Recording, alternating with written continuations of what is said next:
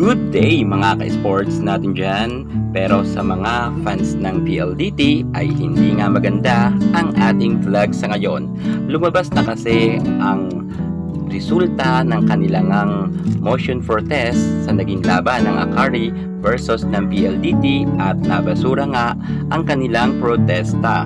Wala raw kasing basihan ang kanilang protest kung kaya ibinasura nga to ng PBL committee at ang resulta talaga sa kanilang pananaliksik at ayon sa kanila rin investigasyon ay tama ang kanilang naging desisyon na ibigay nga ang puntos sa Akari Chargers. Gayunpaman kahit malungkot ang naging resulta ng kanilang motion at hindi nga ito pinagbigyan, ay tuloy pa rin naman ang laban ng nasabi nating PLDT. Sapagkat nga sa September 4, lalaban nga sila sa Battle for Bronze kung saan makakalaban naman nila ang kanilang sister team na Signal HD Spikers.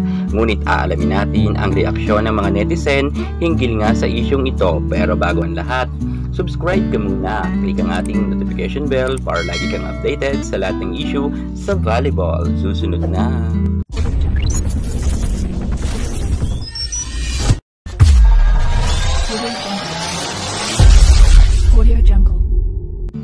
Ibinasura man ng VBL committee ang reklamo nga or protesta ni Coach Raldrick Ford ay wala na talagang magagawa ang PLDT pagdating nga dito dahil na-decline nga sila.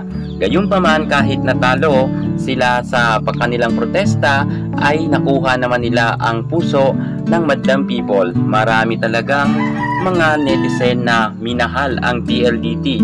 Kung noon ay marami ang kanilang mga supporters, mas dumoble pa nga ngayon. At marami ang mga nagsasabi na ang PLDT ay isa sa mga pinaka-humble rin na team at mahal na rin ngayon ng mga netizen. At ayon pa nga sa kanila, hihintayin lang nila ang pagbabalik nga ng All Filipino Conference kapag nariyan na nga si KKD at kompleto na sila gaya nga ni Savannah Davison and D-Mac.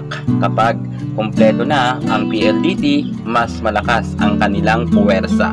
Sa ngayon kasi ay medyo kulang pa rin sila sa mga players, pero sa next conference ay aasahan natin na makabalik na nga itong kanilang mga star players at alam natin na malaki ang maitutulong nga gaya nga nila KKD, Savannah Davison at Rhea de Maculangan. Hindi ko alam kung makakabalik na rin itong si Del Palumata sapagkat nga nasa Alas Pilipinas ito. Gayunpaman kahit sabihin natin na natalo nga sila ng Akari Chargers ay nakuha naman nila ang puso nga ng mga manonood at sa ngayon ay full support ang mga netizen sa kanilang darating na laban. Makaka-showdown nga nila ang kanilang sister team na Signal HD Spikers. Good luck na lang sa ating PLDT. I hope na makapag-podium finish na sila ngayong conference. Aasahan natin na magiging maganda ang laban ng dalawang team na ito. At para kay Coach Raldrick Ford naman, hanga kami sa dedikasyon nga at suporta na ipinakita nga ni Coach Rald sa kanyang team. At magkita-kita na lang tayo sa mga darating pang laban. Yan muna ang pinaka-latest natin sa mundo ng volleyball. At para hindi ka mahuli sa lahat ng issue pagdating sa larangan sa volleyball, ano pang hinihintay mo?